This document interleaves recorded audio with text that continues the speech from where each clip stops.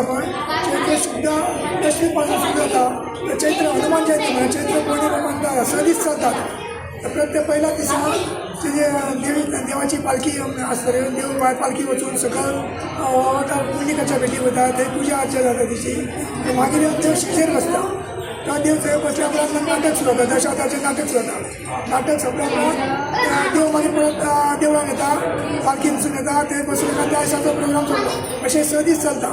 आणि निमाण्या दिसा चैत्र पौर्णिमे दिसा देवाची पूजा जाल्या उपरांत परत देव सकाळी आवटार वयता पुंडिकाच्या भेटी. त्याची पूजा अर्चा जाता. मागीर देव रथान बसयता. देव रथान बसल्या उपरांत वीरभद्र जाता. वीरभद्राचें जाल्या उपरांत सातांक रथान चोरतच चोरता. वटापण देवाचा स दीस चालू असता. चैत्र शुद्ध दशमी ते चैत्र शुद्ध पौर्णिमे पण हनुमान जयंती पण आसता. असो वार्षिक आसा. वटापणा निमित्त उत्सव चालू आसता.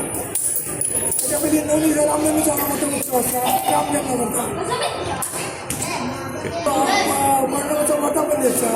त्या खातीर तो सदीस साजरो करता. चैत्र शुद्ध दशमी ते पौर्णिमा सदीस चालू आसता. एका वर्सा 5 दीस येता या 7 दीस येता. ते तिथी प्रमाणे चालू असता.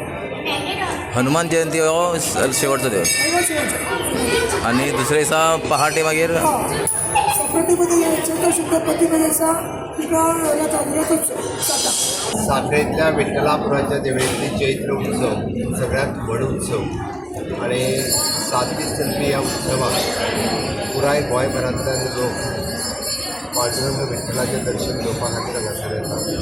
चैत्र उत्सवाच्यो समेस्त गोंयकारांक उलोवूंक पयलीं भेटयता आनी चैत्रेच्या निमित्तान येवपी सगळ्या भाविकांकूय हांव परबी भेटयता. पांडुरंगाचें देवूळ हें तशें गोंयांतलें फेमस देवूळ आनी ह्या चैत्र उत्सवांतलो वीरभद्र पळोवपा खातीर लोक लास्ट रात्री मुद्दामून हांगासर येता. हांव परत एकदा हांगासर सगळ्या लोकांचें स्वागत करता.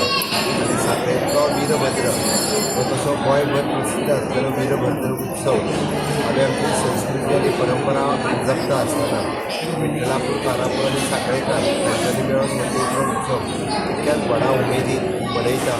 वीरभद्र उत्सव सुद्दां अजुनूय बी तितक्याच मोठ्या प्रमाणात मनयलो वयता.